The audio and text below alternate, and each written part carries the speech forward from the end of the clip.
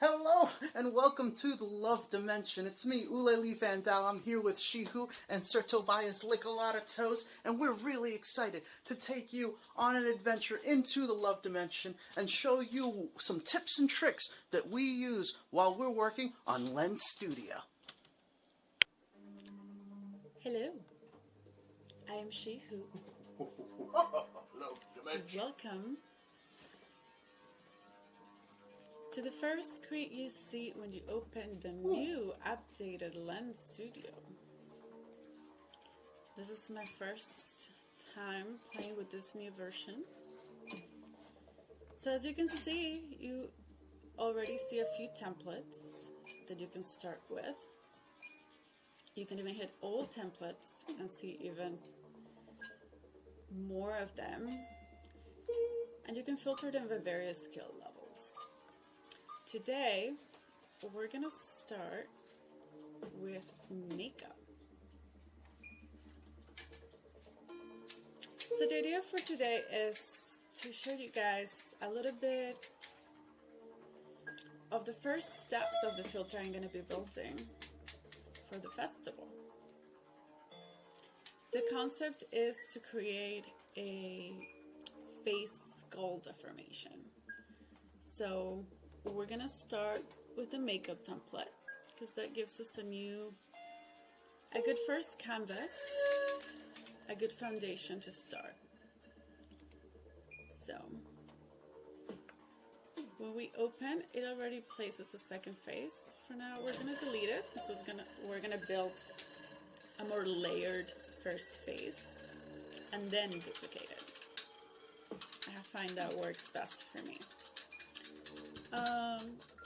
So if we go into retouch, that'll be the first step. This one does a few basic retouches on your skin. If you turn off the makeup controller, and you can see it live to your right over here. And it just creates a nice diffuser over your skin. We're gonna leave it at around 1.5. A little bit more than half. I think that works really well. I also like to use the eye whitening. I think it adds a little bit more highlight to the eyes. It makes it just pop a little more. Gives you a little twinkle to sparkle on. So I think we can push it to 1. Maybe it's my lighting, but we will test it later. It can also wind your teeth a little bit. Let's go to 60. I need more than that. And for eye sharpening, I usually leave that one at default. I think that works quite well. So then let's go into the makeup controller. I am one-click solution. So here we see a few different parts of the face that get affected. Since we're going to create a skull, let's make it a fabulous skull and try to use makeup to our benefit. So we can start with the lips. Perhaps we want to try a dark tint.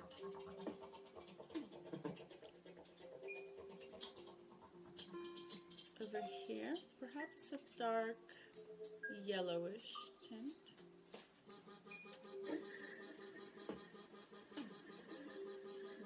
Too high because you could feel a little greenish.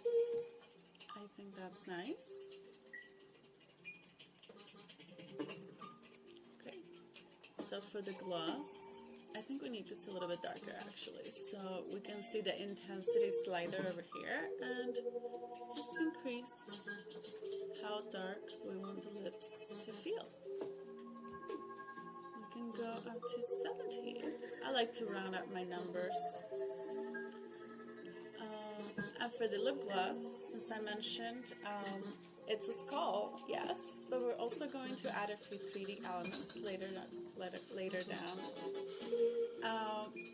So we want to give everything for this base level a little bit of a golden tint as well, so that it complements all the other elements.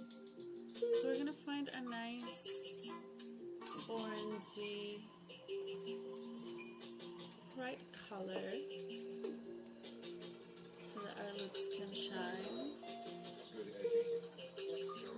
Let's add a little bit of my white light so that you can see it better. Let's see. How do we increase the intensity? Oh, I think I like it over here. Lip gloss. Lip gloss. Yeah, that also adds a little bit of depth to the volume of the makeup. And you can always go back in and remesh the texture of the edges so that it's not as sharp. Then we see the blush. I think we can probably use the blush as a little bit of skull contouring. So let's go to black and see if that can work to a benefit for this task. It will work as a little bit of a shadow, perhaps. We're going to have to check how the color is being read. So for here, we can go into the blush and change the quality of the light and see how that gets affected. Perhaps an add. Let's see what we can use to see as dark.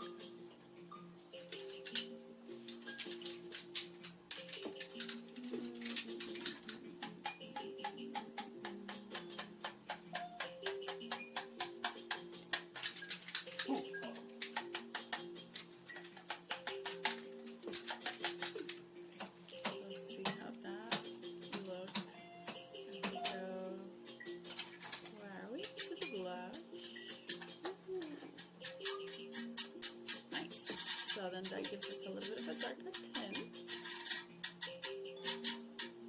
where we will have the rosy cheeks instead.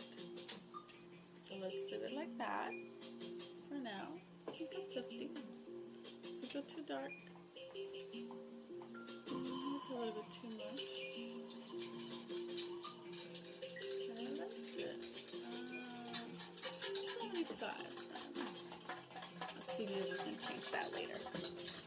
For the eyeliner, and I'm going to leave that as is. I think instead I'm going to concentrate more on the eyeshadows. So for the first color, I always like to go red just to see real quick where I am. So for this one, I think I just want to go a little bit on the yellow end. A little bit golden, a little bit orangey. Burnt gold. I think that's nice. It kind of complements a little bit of the lips. It's within the same palette, but it shines slightly different. And then for the second color, I think I just want to go black and enjoy a nice dark shadow. Okay?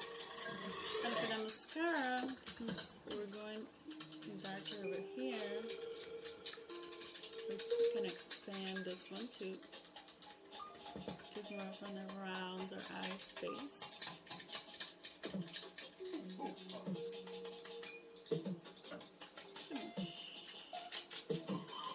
Let's play around 80. So for this, I think I want the mascara to shift and be able to pop some more. So we're going to go at the other end of the color palette, and we're going to go to white.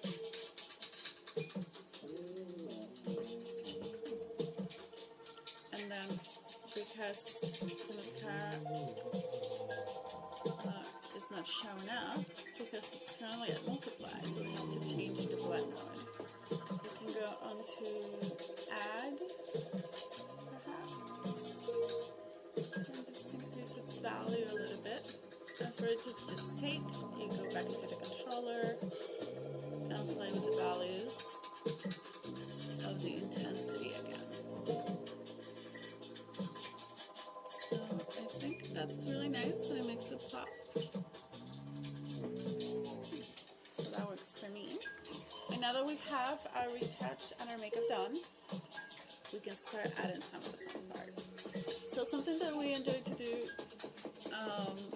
when we're building our filters is to give it a little bit of that fantasy, futuristic feel to them. Let's play a little bit with the uncanny valley and just think about how humans could look in the future. And some of the modifications that we would do to our body. I think the eyes one, it's like an immediate one for me because of it immediately increases our ability to see more and see better. And right now I'm not wearing glasses since I am trying to have my face tracked for this. So it's always a constant struggle trying to see my face in action in the same way. So we can add our first level of modification, which will be, I think, our eye liquefy. But we're gonna add it as a, oh no, actually, let's go to eye color. Eye color is a nice first step. So for this, let's go back into our yellow golden palette and find something that all of the colors see a little bit of a switch, a little bit of a different feel to them.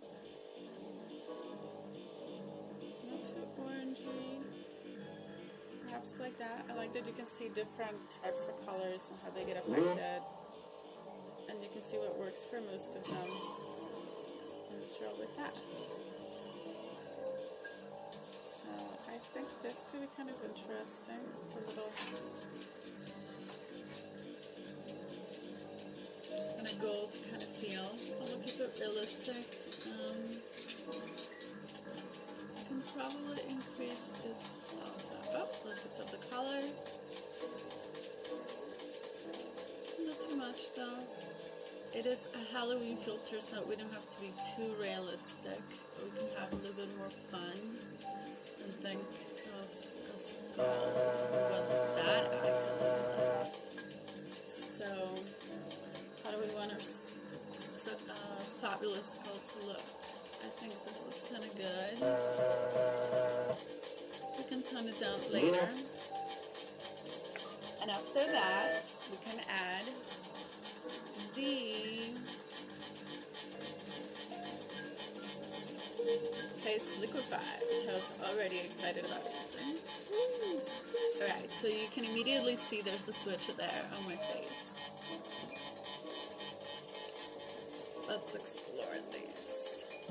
So this is creating a little bit of a point in here.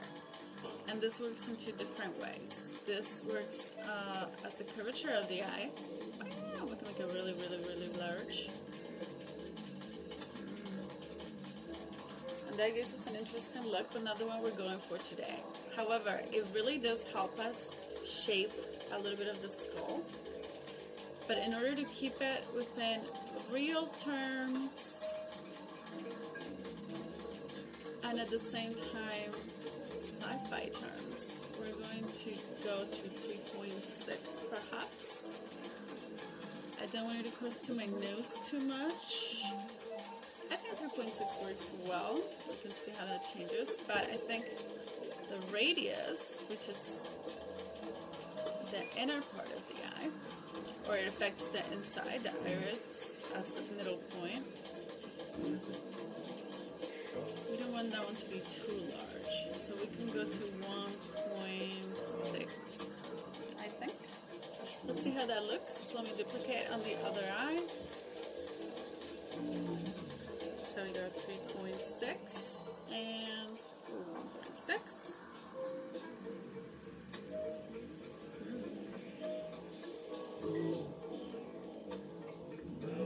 Great. So this is how it's currently looking. And because this already makes a deformation in her face, we need to clean that up a little bit. It's to add a face stretch.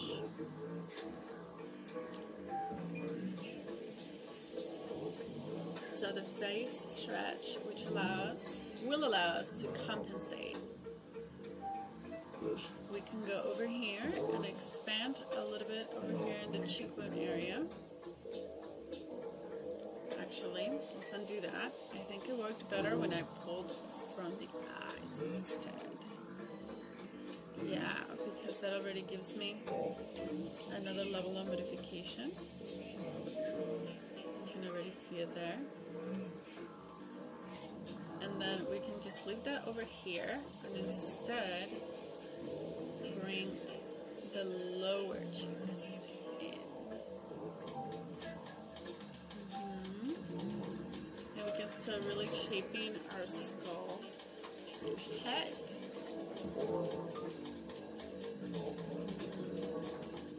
How's that looking? I think we can expand our jawline a little bit more. Just slightly. So that it feels like our bones, like protruding bones.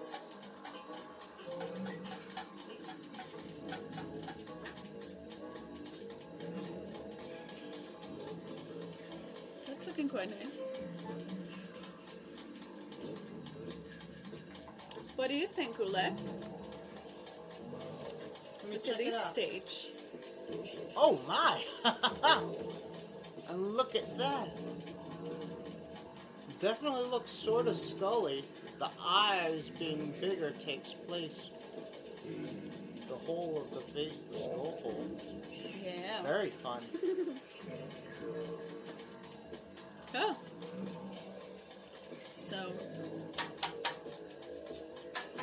another thing that we also enjoy, that we could probably try today, to add a little bit of extra sci-fi, is add face insets.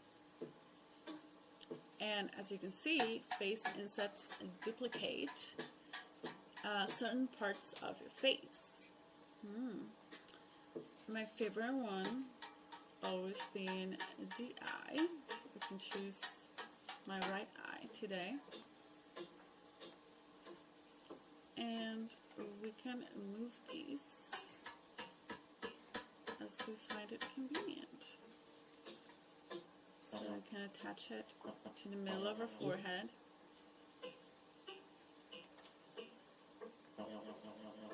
And in order for it to grab all the textures, you go over here and you choose render target. And now my eye is taking all of the other treatments my eyes are. So we can extend a little bit of the regions that we see. Perhaps our eye is too large to be duplicated.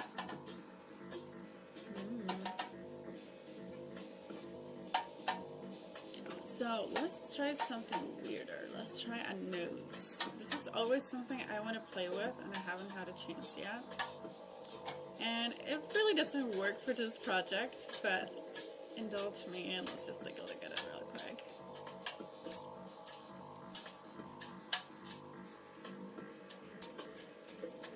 Ula's not a huge fan of noses. Oh no, multiple noses. I think it's actually great, and it's definitely going to be one of the things humans are going to want to modify at some point, especially since breathing is going to get weirder soon.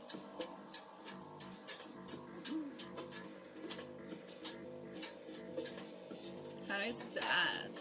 I mean, that just changes the whole world, I think.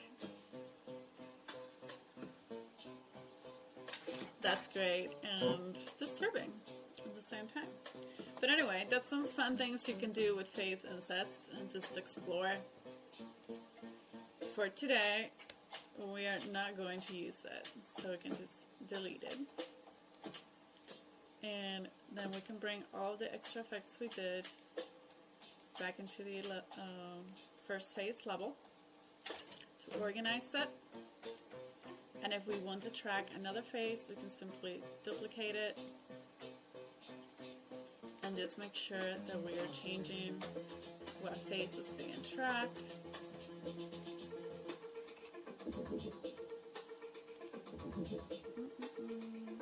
second face. Ooh.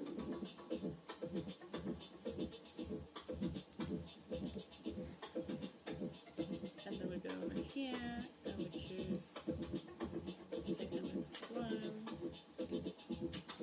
And here in the liquefies, face index 1, and face index 1.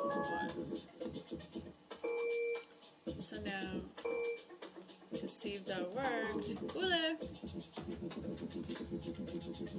Hey, I'm a second head. Great. It's got the same eyes. So now we have our base skull. From here, we're going to continue to build the final filter that will later on be live for the festival.